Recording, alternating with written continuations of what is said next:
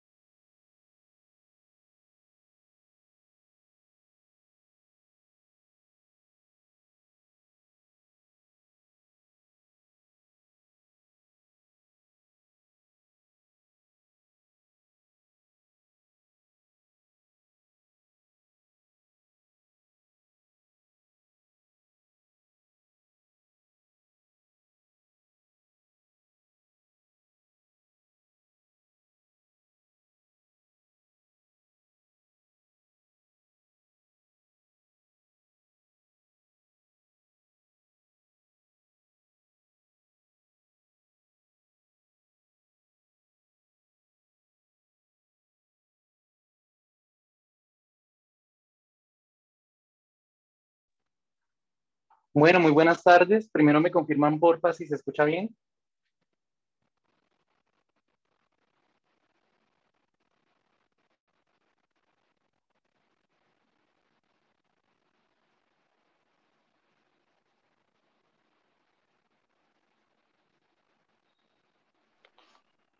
Sí, te escuchamos perfecto. Perfecto, muchísimas gracias. Mi nombre es Juan David Guzmán. En este momento estoy haciendo el internado en el Hospital Federico Lleras. Soy estudiante de medicina de la Universidad de los Andes. Y el tema que vamos a manejar el día de hoy es básicamente un poco de historia acerca de Grecia, Roma, medicina y neurocirugía, que es esencialmente, pero sin embargo, Vamos a iniciar con un poquito de contexto histórico de la época, porque realmente en lo que estuve mirando, pues obviamente no empezamos por neurocirugía de una vez, ¿no? Entonces empezamos con las tribus, luego empezamos con el desarrollo de comunidades, de poblaciones, territorios, luego ya comenzamos con los conocimientos médicos y luego ya en lo que conoceríamos como neurocirugía. Entonces, empezaremos en Grecia, básicamente que fue donde inició lo que hoy conocemos como medicina occidental. Aquí en Grecia confluyeron múltiples creencias mitológicas, múltiples corrientes de pensamientos, y estas corrientes mitológicas realmente se movían mucho entre lo que era real y lo que no era real. ¿Por qué confluyeron varias creencias aquí? Porque estas personas venían desplazadas principalmente de tres pueblos del norte. Más o menos a 2000 años antes de Cristo se mezclaban tres pueblos, que fueron los jonios, los aqueos y los dorios. Entonces, estos pueblos, aunque compartían un poco de territorios, tenían dioses, tenían costumbres y demás diferentes. En la segunda foto podemos ver la isla de Creta, donde se inició el lenguaje y la escritura griega. Entonces, podemos ver que los griegos construyeron ciudades amuralladas, templos, e iniciaron una cultura que nos influenciaría hasta hoy en día, que produjo artistas, filósofos, pensadores y sobre todo médicos. Crearon también su propia cultura mitológica y ya enfocándolos en la parte de medicina, le atribuían los poderes curativos a los dioses. En ese tiempo había dioses para todo. El dios del vino, el dios de la guerra, el dios del rayo, el dios de la muerte. Y en los poderes curativos estaba Apolo, que básicamente es hijo de Zeus y Leto. Pero realmente el que conocemos como de la medicina como tal es Esculapio, que es el hijo de Apolo y la ninfa Coronis. Esto es lo que nos dice la mitología griega. Sin embargo, también nos comenta la mitología que Esculapio tuvo demasiado éxito como curador, como sanador, como médico. Y la verdad, esto hizo enojar mucho a Zeus porque se estaba dando cuenta que el inframundo, el reino de Hades, estaba quedando sin gente y según la mitología, Zeus mató a Esculapio con un rayo. Entonces nos damos cuenta que inclusive en la mitología y todo desde hace mucho tiempo realmente la solución casi siempre es la violencia, cosa con la que no estoy de acuerdo, pero pues eso es así. Por otro lado, hay gente que creía que Esculapio realmente no era un dios, realmente era un humano que era un médico.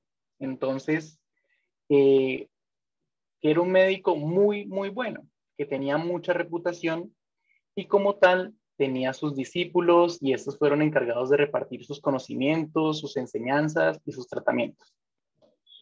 Como ya lo mencioné, en esa época había muchos dioses, entonces en esa época se presumía que todos los enfermos que querían ser sanados tenían que recurrir a la fe, tenían que tener fe, y si realmente no tenían fe no iban a poder ser sanados.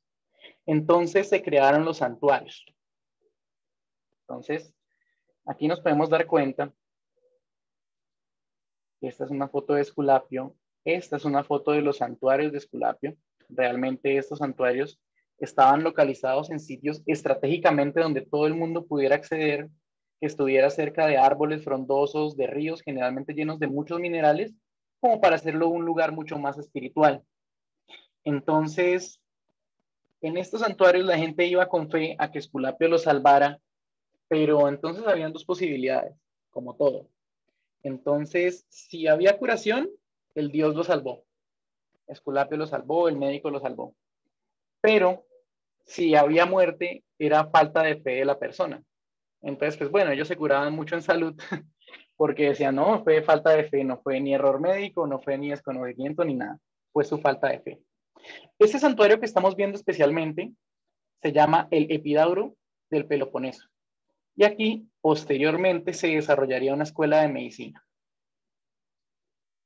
Ya pasando un poco más adelante, entre los siglos sextos y quintos antes de Cristo, en Grecia vivieron importantes pensadores que influyeron decisivamente en la creación de la medicina. Entonces, por el primer lado tenemos a Agmenón de Crotona, que vivió cerca más o menos de los 500 años antes de Cristo. Él fue filósofo, fue médico, y él pensaba que el cerebro era el centro de todo. de las sensaciones, de la vigilancia, de la conciencia, del sueño, la vigilia, todo. Y él sostenía que la salud humana dependía realmente del equilibrio. Entonces, la salud humana dependía del equilibrio entre el frío y el calor, lo mojado y lo seco, lo amargo y lo dulce. Y la enfermedad se presentaba solamente si había una alteración en cualquiera de estos equilibrios. A eso es lo que él definía como enfermedad.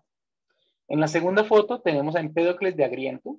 Él fue el creador de la teoría de los 4 elementos, del fuego, la tierra, agua y el aire. Y esto fueron la base para Hipócrates de Cos, que le vamos a hablar ahorita posteriormente, para determinar lo que era salud y la enfermedad. También uno de sus avances es que él tenía ya unos conocimientos, pues, medianamente cerca de lo que era la embriología. Como representante esencial de la época griega, tenemos a Hipócrates de Cos. Entonces, con él podemos ver aquí que vamos a hablar varias cosas sobre Hipócrates de Cos. Él vivió aproximadamente entre los 460 años antes de Cristo y 380 años antes de Cristo. Él nació en la isla de Cos y su padre Heráclides fue el que le heredó los conocimientos. Durante su vida, él creó la Academia de Cos, donde acudían pues sus estudiantes para aprender el arte de la medicina. Aquí, en esta academia, para ser más precisos, fue donde él como tal comenzó a desmentir ciertos mitos sobre las supersticiones, sobre los dioses, sobre la mitología. Entonces él decidió que iba a cambiar los principios de la magia y los dioses por los principios de la medicina basada en la observación.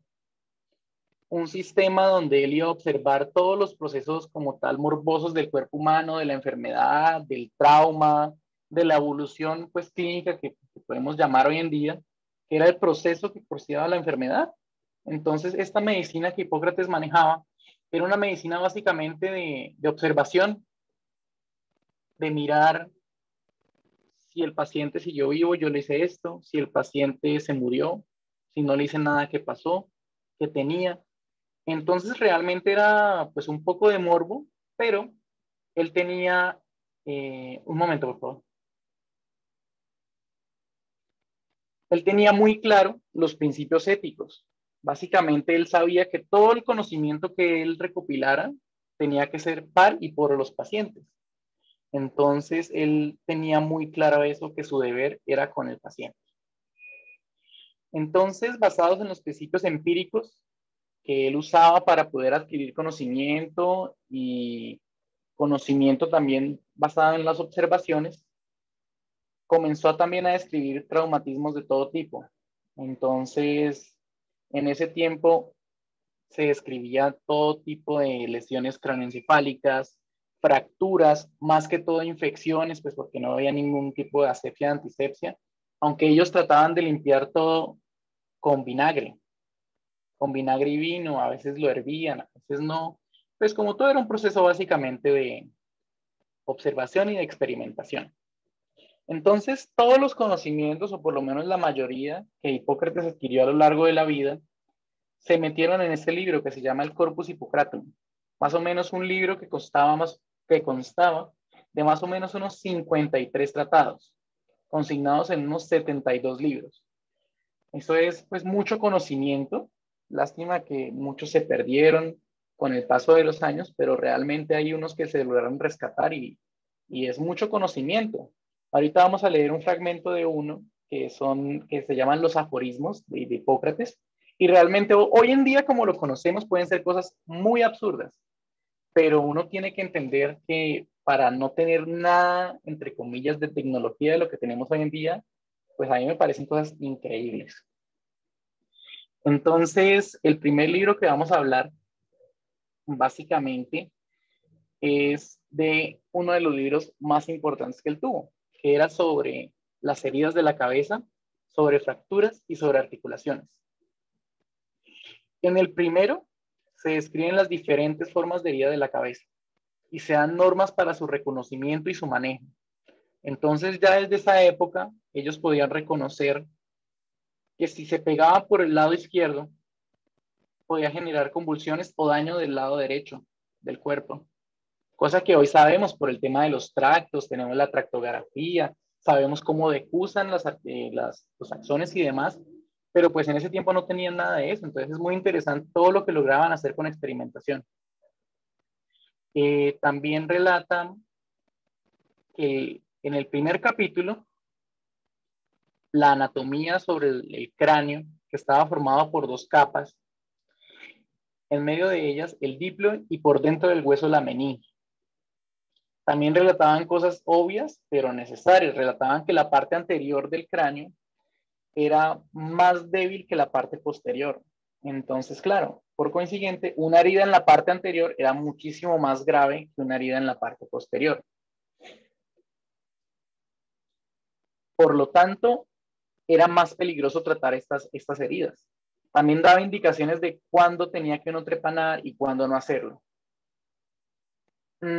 También para Hipócrates realmente todo era muy importante. Entonces no solamente era ver cómo llegaba el paciente, que llegó consciente, que llegó inconsciente, que mira para un lado, que mira para el otro.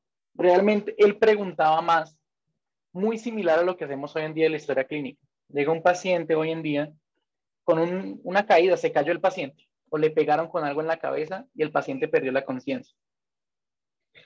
Para Hipócrates era muy importante ver con qué le pegaron, si le pegaron con ganas, con fuerza, si fue voluntario, si fue involuntario, con qué tipo de objeto era. O sea, imagínense en ese tiempo definir lo que era un objeto contundente, cortocontundente, porque Hipócrates en su investigación, en su observación, se dio cuenta que los golpes a veces podían generar fracturas que no se veían. Entonces él sabía un dicho que aparecía en un libro que decía que la carne magullada con contusiones podría tener más probabilidad de generar pus. Entonces, para él era muy importante saber cuál era el mecanismo de trauma. También para él era importante saber en qué parte estaba localizada el golpe, si había pelo o no había pelo dentro de la fractura, si era una fractura deprimida, si no era una fractura deprimida. Y ya con todo este contexto, él se atrevía pues a dar un pronóstico del paciente. También él insistía en que se debería explorar con una sonda el área afectada, simplemente supongo que para ver cómo reaccionaba el paciente, para ver qué tipo de lesión tenía, si era mucho sangrado, o simplemente también con fines observatorios, porque en ese tiempo no era como que podían tener acceso a todos los cuerpos. De hecho, en ese tiempo, las únicas maneras de practicar anatomía era cuando morían los soldados morían o producto de alguna pelea, se les daba pues ese cuerpo, pues ahí quedó en la calle, quedó libre prácticamente, entonces era la manera en la que ellos tenían de experimentar. También tenía muy en cuenta si el paciente había perdido la conciencia o no había perdido la conciencia. Esto básicamente me pareció muy interesante porque, por ejemplo, en casos donde hay un trauma craneoencefálico leve, esa es una de las primeras preguntas que uno hace para saber si tiene que mandar una imagen o no tiene que mandar una imagen, porque pues hay unos como tal requisitos o lineamientos que dictan cuándo tiene que pedir una imagen en trauma craneoencefálico leve. Entonces, era una de las preguntas, y estamos hablando de hace 2500 años más o menos. También recomendaba hacer incisiones, o sea, recomendaba en qué parte de la cabeza deberían hacer incisiones y en qué parte no. Entonces, él decía que se podían hacer incisiones casi en todo lado de la cabeza si evitaban las suturas y la parte que conocemos como la sien. También cómo describió lo de las convulsiones, porque cortó al paciente por el lado derecho y comenzó a convulsionar el lado izquierdo. Entonces todo era pura observación. Eso es uno de los principios del método científico. Y como tal, para las técnicas de asepsia y antisepsia, pues no estaban definidas en esa época, sino que simplemente él observó que cada vez que hacía una incisión en el cráneo, recomendaba secar con pues, esponjas o bañadas en avena y vinagre, y estos debían ser previamente hervidos. Entonces, seguramente ese es uno también de los principios del manejo de heridas que tenían en esa época. Otro de los libros que vamos a hablar es el libro de las epidemias de Hipócrates. Entonces, en este libro hay historias clínicas muy precisas de todo tipo de enfermedades que se presentaban en esa época. Yo aquí traje una que me pareció muy interesante sobre un trauma craneoencefálico. Entonces, las personas que lo puedan leer, Si no, yo se los voy a leer. Dice, en Larisa, a un chico de 11 años, un palafrenero de Palámedes le hirió un caballo en la frente, encima del ojo derecho. Parecía que el hueso no estaba sano y le salió un poco de sangre. Se le hizo una profunda trepanación hasta el diple y estando el hueso recién trepanado, se le cauterizó. A los 20 días empezó con una inflamación junto al oído, fiebre y escalofríos. La inflamación iba en aumento día a día y le producía dolores. El estado febril comenzó por escalofríos, los ojos, la frente y toda la cara se le hinchó, afectando más la inflamación el lado derecho de la cabeza, pero también se le pasó a la izquierda, por lo cual no le molestaba nada. La fiebre finalmente fue siendo menos continua. Estos procesos duraron 8 días. Se le cauterizó, se le hizo evacuar mediante píldoras, se le pusieron diversas aplicaciones a la hinchazón y logró vivir. La herida en absoluto fue causante de las dolencias. Si se dan cuenta, estos pueden ser los principios de la historia clínica. Relata más o menos una historia de lo que le pasó al paciente, un diagnóstico probable de lo que tenía el paciente, una descripción del tratamiento y una evolución clínica del paciente a lo largo de los días. Y también con una conclusión, un análisis en el cual la conclusión es que la herida sí había sido el problema de todas las dolencias que tenía este paciente. Entonces, esto es lo que me parece a mí muy interesante de la historia de mirar de esta época, que básicamente hoy en día hacemos lo mismo, pero con pasos extra. Entonces, tenemos una base de lo que hoy en día es la medicina y la neurocirugía. El libro también trae descripciones de alteraciones psiquiátricas, como por ejemplo, un paciente que le tenía miedo a las alturas, que le tenía fobia a la noche. Entonces, con todos esos conocimientos, podríamos, entre comillas, decretar uno de los primeros médicos y neurocirujanos a Hipócrates, también un psiquiatra, porque analizaba también muchos pacientes con desórdenes mentales. Les recuerdo que antes de Hipócrates, realmente todas las epilepsias era porque se le metía un demonio. Todas las alteraciones mentales era porque se le metía un demonio. Entonces, pasar de eso, de pensar que es un demonio, un espíritu, a encontrar quizás un poco más de sentido, por decirlo así, biológico o con sentido, pues me parece a mí muy interesante. Sin embargo, no tenía, todos fueron aciertos, ¿no? Porque él pensaba que el cerebro estaba comunicado por medio de dos venas. Una daba al vaso y otra daba al hígado. Según las descripciones anatómicas, pareciera ser una descripción de la carótida, pero él pensaba que los vasos distribuían y absorbían el aire. Entonces, en vez de pasar sangre, lo que pasaban era aire.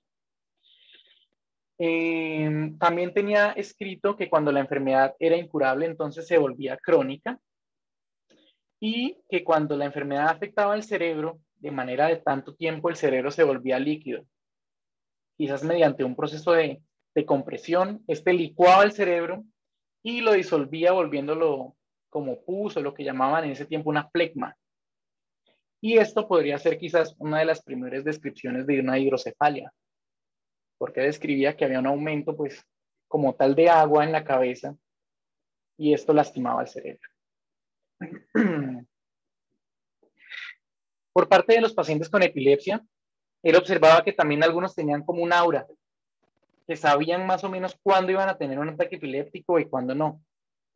Entonces, que esto era interesante, que había que entenderlo, porque se iban a alejar, se iban a aislar, tenían su ataque y volvían. Entonces, esto significaba que esta aura precedía la epilepsia y que no era que necesariamente se le había metido un demonio. ¿Sí?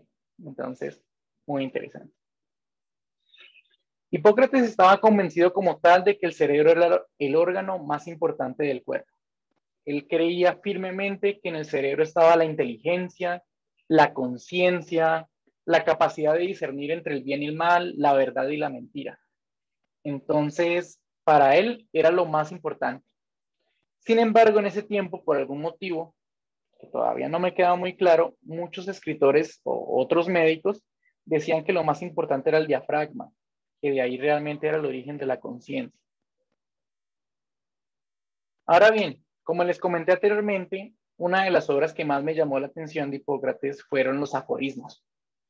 Entonces, un aforismo es como un tip, una frase práctica para un problema como una memotecnia que conocemos hoy en día, ¿sí? Pero con más palabras. Era como datos básicos para recordar, para manejar cualquier situación. Entonces, con esto podían dar diagnóstico o podían dar tratamiento de algunas enfermedades. Entonces, aquí les voy a leer 6 frases que son del libro de aforismos de Hipócrates. Entonces, como les dije, algunas pueden sonar absurdas, y me dice, ve, obviamente, pero pues en ese tiempo quizás no era tan obvio. Entonces, una de las frases es, el principal factor para curar la epilepsia en los jóvenes es el cambio, especialmente debido a crecimiento, pero también por las estaciones o el clima, sitio o modo de vida. Las convulsiones que se producen después de una herida en la cabeza son fatales. Si quien tiene cefalea le sale pus, sangre o líquido por la nariz, la boca o los oídos, se cura. Esto no me queda muy claro cómo es la observación. Supongo yo que es una especie de drenaje. Entonces, si por ejemplo le da una meningitis y el paciente drena, tiene posibilidad de vivir. Pienso yo que fue la lógica que usaron más o menos. La laceración del cerebro es seguida invariablemente por fiebre o vómito. Sabemos que también una de las indicaciones que se usaba hace tiempo para pedir una imagen en ultrasonido era el vómito o los mareos, que es una pregunta que también hacemos. Entonces él está muy acertado por ese lado. Otro aforismo que me llamó mucho la atención era el siguiente. Aquellos quienes en salud sufren de cefalea súbita, pérdida de la voz y respiración estertórea, mueren en la siguiente semana a no ser que les supervenga la fiebre. Pienso que esta podría ser prácticamente una descripción de una hemorragia subaracnoidea. Entonces, un paciente que empieza en la noche un dolor súbito de la nada, que no tiene tratamiento, muere. Que no se le hace una imagen, que no se le hace algún drenaje, que no se puede hacer nada, tiene tendencia a la muerte. Cuando dice lo de la fiebre, supongo yo que ese dolor de cabeza puede ser por un absceso o algo. Pero entonces, sin tener ninguna imagen ni nada, pudo hacer una descripción de una hemorragia subaracnoidea. Y otro de los aforismos era, la gangrena del cerebro es seguida de muerte en 3 días. Si él sobrevive a esos 3 días, habrá recuperación. Entonces son como esos tips, como esas guías, como lo que hoy conocemos guías clínicas, pues muy resumido, pero pues es un inicio. Entonces, esto es lo que tengo para compartir el día de hoy por la parte de Grecia. ¿Alguna pregunta?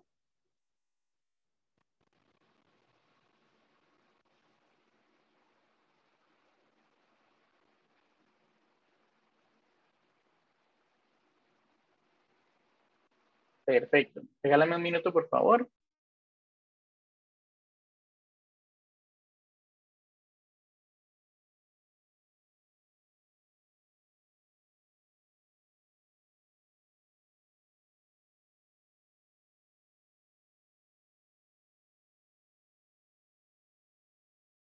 Bueno, ahora vamos a continuar con la parte de Roma. Entonces hablamos un poquito de Roma. Estuvo más o menos un periodo de unos 240 años dominada por reyes. Esta creció, se expandió durante mucho tiempo, más o menos alrededor también de los años 510, 400 antes de Cristo. Este imperio romano conquistó, dominó todos los pueblos de Italia, del mundo mediterráneo, del mundo griego. Entonces, como fue absorbiendo culturas, fue mirando con qué cultura, digamos, se quedaba un poquito más y asimiló su mitología, sus creencias y demás. Entonces, él adquirió a Grecia. Entonces, adquirió la tradición, la cultura, la religión de Grecia. También con esto todos los conocimientos en medicina. Como ya habíamos hablado de Esculapio, entonces para los romanos también Esculapio era muy importante en el área de la medicina. Cuenta una leyenda que más o menos alrededor de los años 290 antes de Cristo, Esculapio fue llevado a Roma para curar una epidemia que azotó ese año y que él pudo, pues digamos, manejarla, no la curó. Sin embargo, todos le rendían un culto que más o menos duró hasta el siglo VI después de Cristo. En el año 27 antes de Cristo, Julio César se coronó como gran emperador romano, sobre todo el Mediterráneo que conocemos pues hoy en día. Entonces Julio César, con esta expansión militar, Roma se volvió muy bueno creando hospitales militares, porque habían muchísimos heridos, habían todo tipo de heridas pues de la guerra, mucho trauma, mucho, entonces comenzó la necesidad de crear cirujanos, de crear médicos, y pues por eso se volvieron tan buenos. También se volvieron muy buenos porque ellos comenzaron ya con avances un poco más tecnológicos, como la creación de los baños, la creación de las alcantarillas, toda esta red, y también pues esto ayudaba a disminuir las infecciones, porque pasaron de ir al baño en cualquier lado a tener solamente un lugar, entonces pues esto ya es un gran avance. También progresó como tal la cirugía, pues como lo dije anteriormente, todas las heridas generalmente eran hechas por trauma, ¿sí? Claramente había infecciones, pero pues en una guerra. Y principalmente vamos a hablar de tres personas. Rufo de Feso, Aulus Cornelius Celso y Galeno, que fueron representantes como tal médicos cirujanos de la Roma que conocemos. Entonces, Rufo de Feso, más o menos en el 98 antes de Cristo, él vivió en el primer siglo, estudió en Alejandría, luego se fue para Roma. Él era un gran seguidor de la escuela de Hipócrates y todas sus obras y conocimiento médico fue con Hipócrates, y fundó para allá también la medicina árabe. Fue un hábil cirujano, un aventajado neuroanatomista. Él describió por primera vez las meninges, él diferenció el cerebro del cerebelo, describió el cuerpo calloso, el sistema ventricular, incluyendo el acueducto. También describió la glándula pineal, la hipófisis y el quiasma óptico, que él lo relacionó directamente con la vista.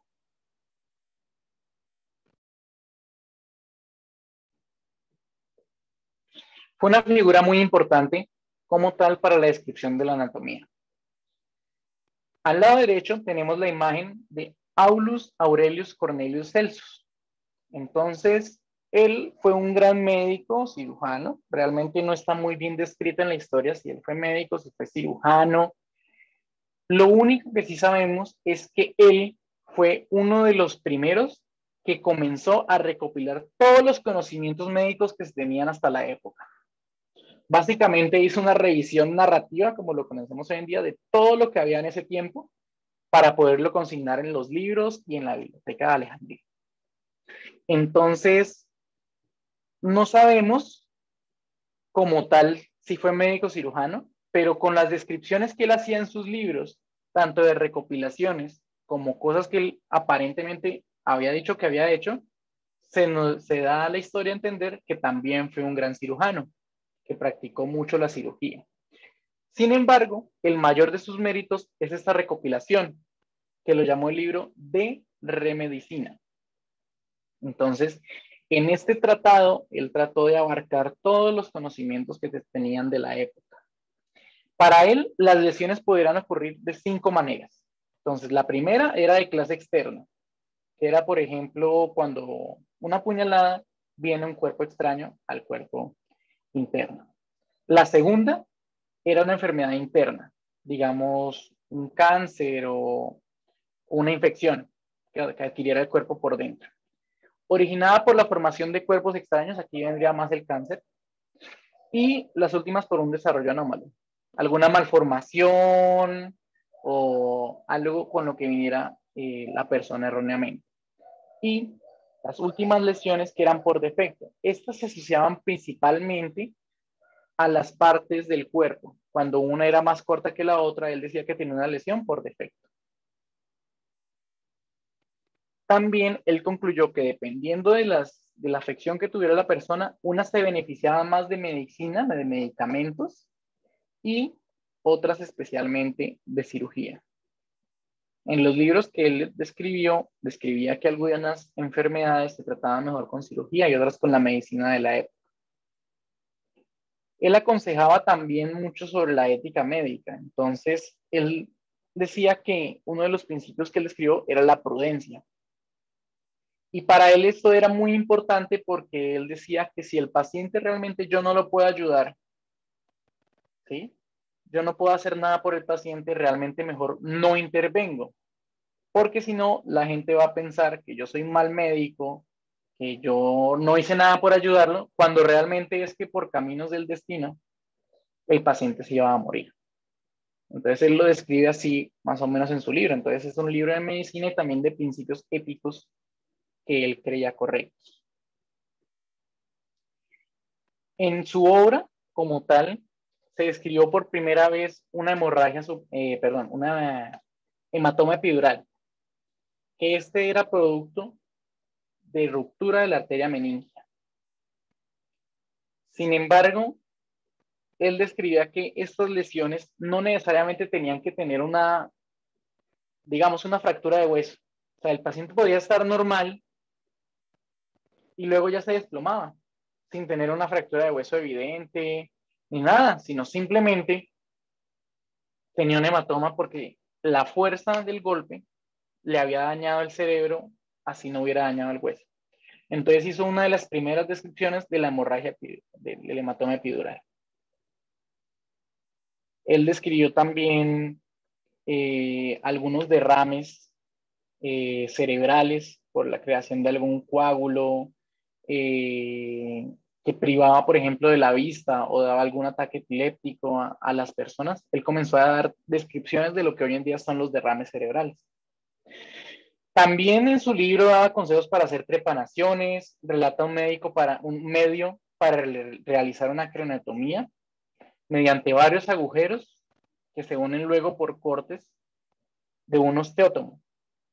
Y recomendaba practicar esta cirugía como último remedio. Entonces ya cuando no había nada más que hacer, él decía, bueno, entonces abrámoslo a ver qué pasa.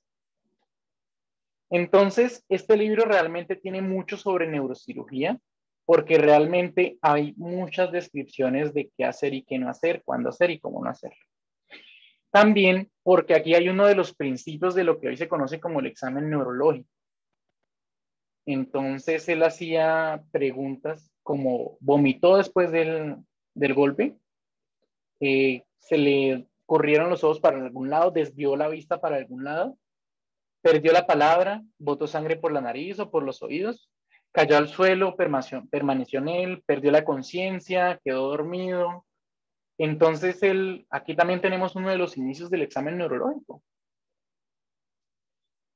Otra de sus grandes descripciones fue la columna. Entonces él conocía que las lesiones espinales a nivel cervical podrían producir daños en la respiración y daños a nivel sensitivo y motor del cuello para abajo, en las piernas o en los brazos. Sin embargo, para estas lesiones no hacían ningún tipo de recomendación de tratamiento. Muchas de estas lesiones él las describía basado en vivisecciones que realizaba en monos. Entonces, él, según entiendo, cogía a los monos y, por ejemplo, les abría la columna y les cortaba la médula espinal horizontalmente. Y se daba cuenta que el monito dejaba de respirar, dejaba de moverse. Entonces, pero luego cogía otro mono y le cortaba abajo en el área lumbar. Y se daba cuenta que no dejaba de respirar, que todavía podía mover los brazos bien, pero tenía incontinencia urinaria, tenía déficit motor en las piernas. Entonces fue muy interesante, porque también describía que si hacía cortes, en vez de horizontales, verticales con la médula, la afectación podría ser nula. Entonces él describió que realmente el cerebro mandaba órdenes a través de la médula espinal y que era el corte transversal el que hacía daño. Como toda esta medicina sigue siendo experimental de la época de Hipócrates, que ya la mencionamos anteriormente, también tenía mucho componente observacional. Sin embargo, con el paso del tiempo, se comenzaron a crear otras culturas alrededor de la medicina. Pues como todo, siempre hay gente que duda, que dice, no, esto se puede hacer mejor, siempre hay otra manera. Entonces, aquí se crearon otras culturas de pensamiento, otras corrientes de pensamiento. Los dogmáticos, los empíricos, los neumáticos, los metódicos y los eclécticos. Entonces, los dogmáticos eran los que seguían la línea de Hipócrates. Estos eran los que seguían bajo el método de observación, bajo el método experimental. Los empíricos eran los que decían, bueno, no me importa lo que esté escrito, yo voy a hacer mi propio experimento y me voy a basar solamente en mi experiencia para tratar a los pacientes. Los neumáticos, ellos pensaban que las enfermedades venían de algo mucho más pequeño. Hacían descripciones que hoy en día podríamos entender como los átomos del cuerpo y que las enfermedades eran por una sustancia que existía en el aire. Los metódicos pensaban que la enfermedad depende de la mayor o de la menor relajación de las partes sólidas del cuerpo. Y una de las corrientes que más me gusta son los eclécticos, porque estos, en vez de crear su propia corriente como tal de medicina, realmente lo que hacían los eclécticos era recopilar el conocimiento que ponían los dogmáticos, los empíricos, los neumáticos y los metódicos, y ellos iban definiendo como con cuál se quedaban, cuál era lo mejor, con cuál el paciente tenía el mejor desenlace. Entonces esto es muy interesante porque básicamente estamos mirando que esto sí es una revisión narrativa, esto es, claramente ellos seguramente hacían cálculos, pero no lo que hacemos hoy en día para decir que era una revisión sistemática o un metaanálisis, pero era la comparación de los diferentes métodos que existían para entender la medicina de ese tiempo. Ahora bien, el último pensador que vamos a ver el día de hoy es Galeno.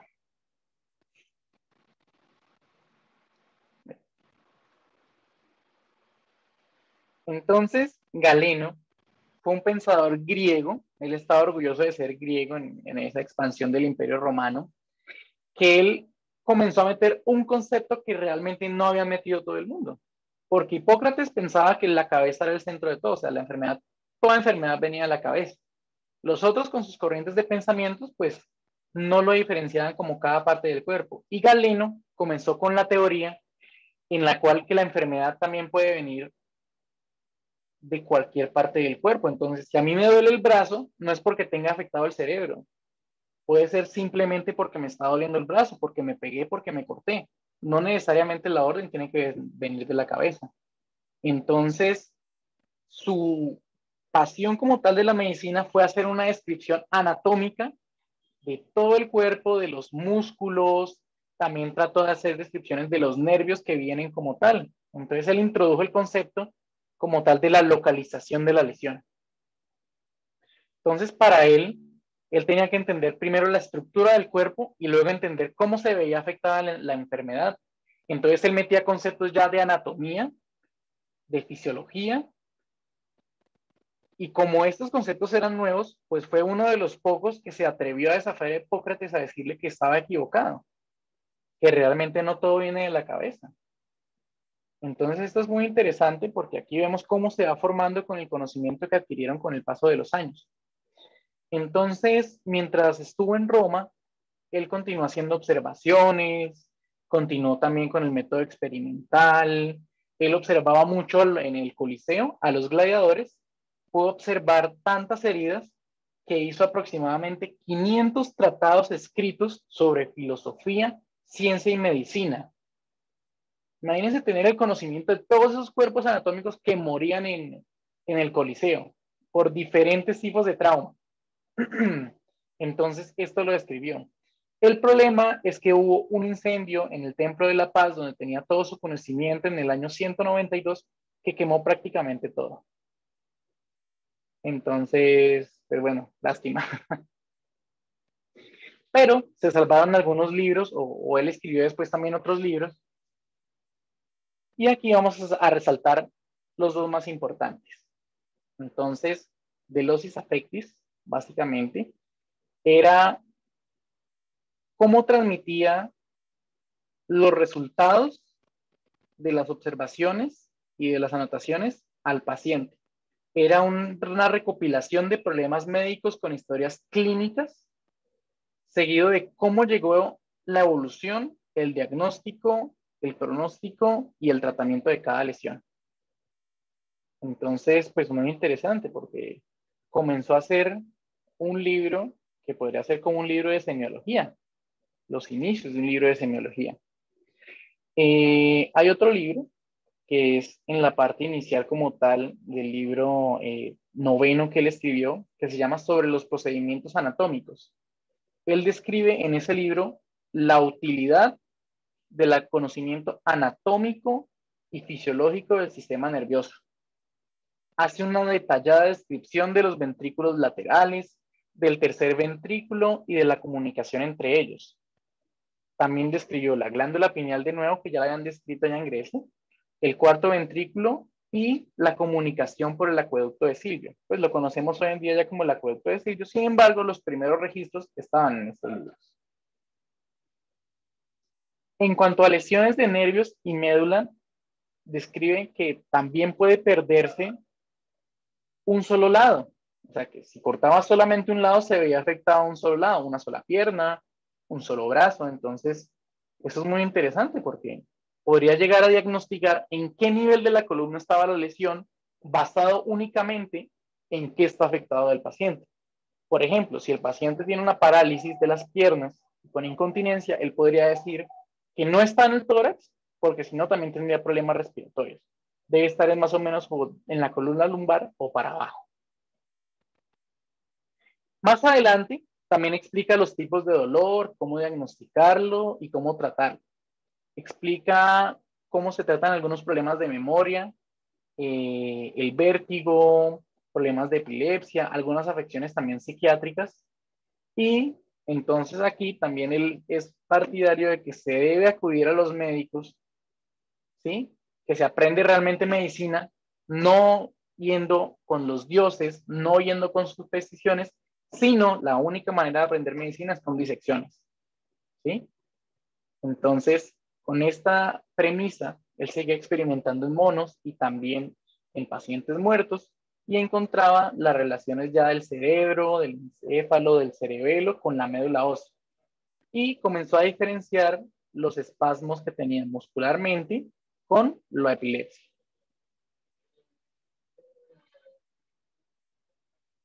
Entre los escritos que hizo, él comenzó también a dividir la pia madre, la dura madre, todo el sistema ventricular, algunos signos de hidrocefalia, y tuvo la idea, él estaba de acuerdo, pues o sea, peleó con Hipócrates porque él decía que no todo estaba en el cerebro, sin embargo, también estaba de acuerdo que la inteligencia sí venía del cerebro, que el juicio y que las fantasías eran parte de la corteza cerebral. Seguramente en algunos experimentos, pues debió haber relacionado esto.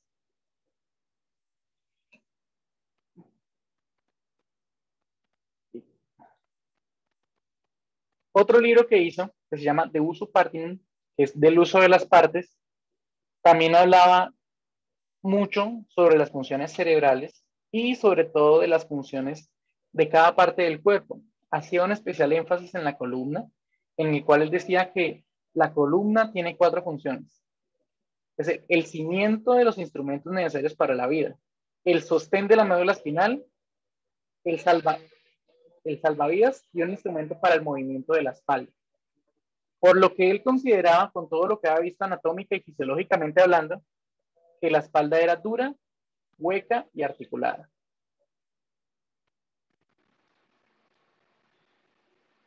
Bueno, aquí ya viene una parte, los que les comenté de las vivisecciones en monos.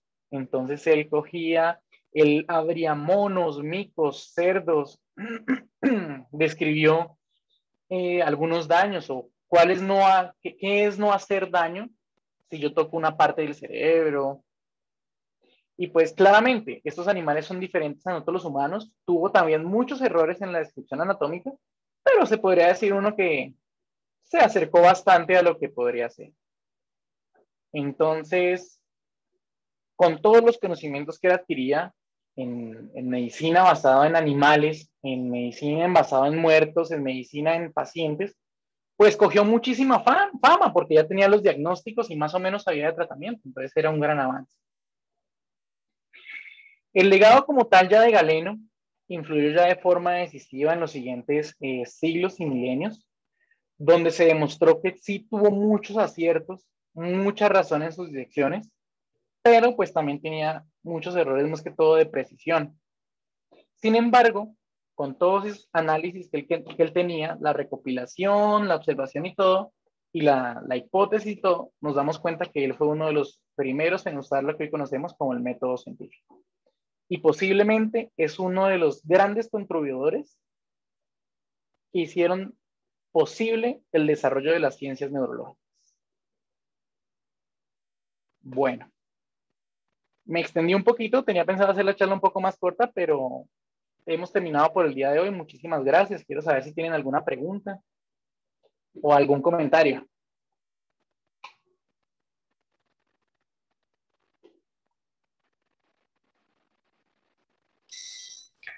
Doctor Juan David, pues muchísimas gracias. Excelente, excelente, muy interesante, además muy didáctica tu presentación y muy fácil de entender. Muchas gracias. Por mi lado no hay preguntas, no sé si alguien quiere activar su audio o tenga alguna pregunta.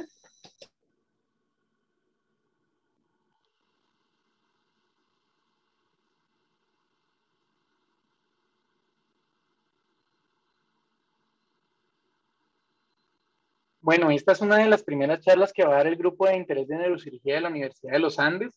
Aquí estamos con SOSPEN, con GLIAN, son unas iniciativas que hemos hecho. Ahí está Uriel escribiendo, que es partidario de Perú.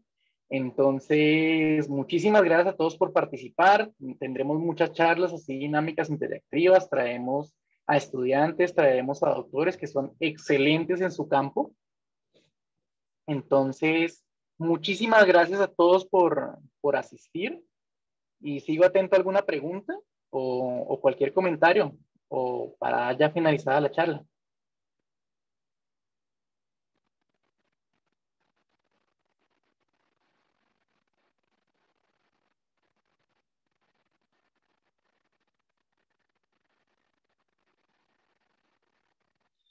Entonces, Uriel pregunta, ¿cuál es la relación entre la religión de esa época y la neurocirugía? Bueno, entonces, si nos vamos un poquito más a la expansión del Imperio Romano, más adelante, pues nos damos cuenta que ya podría uno pensar que entraría el cristianismo digamos, a abolir un poco esas prácticas que se hacían en conocimiento neuroquirúrgico, en conocimiento anatómico.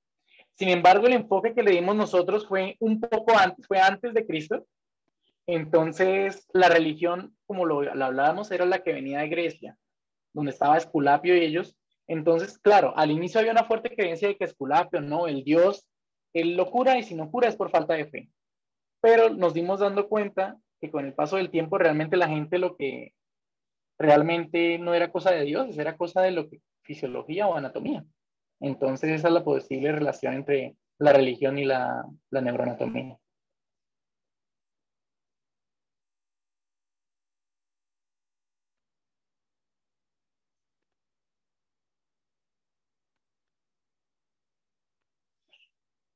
¿Cree usted, doctor, que si la Biblioteca de Alejandría no se incendiaba, hoy en día realmente estaríamos tan adelantados como mencionan algunos historiadores?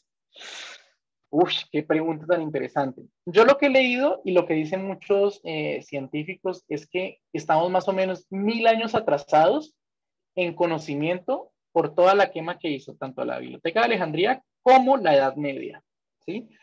Entonces, yo creería que sí, pues no sé si 1000 años, pero por lo menos mucho, porque imagínense todo lo que ya se conocía de anatomía, o sea, prácticamente les dije cómo hacer una historia clínica básica, un examen neurológico básico, y estos conocimientos eran 500 años antes de Cristo. Hoy estamos 2021 años después de Cristo y estamos haciendo realmente, si lo piensan, no cosas muy diferentes, solamente que ahora tenemos tecnología. Entonces yo pienso que sí, que si hubiéramos tenido todos estos conocimientos, es que imagínense 500 libros de trauma.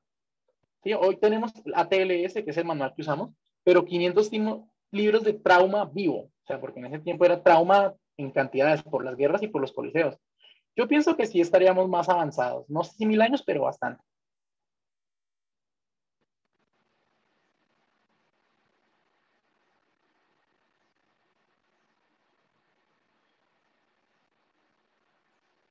Bueno, muchísimas gracias. Los esperamos en las charlas del grupo. Muchísimas gracias a todos por la puntualidad. Lamentamos empezar un poquito tarde, un par de problemas técnicos, pero bueno, muchísimas gracias y les deseo una excelente tarde.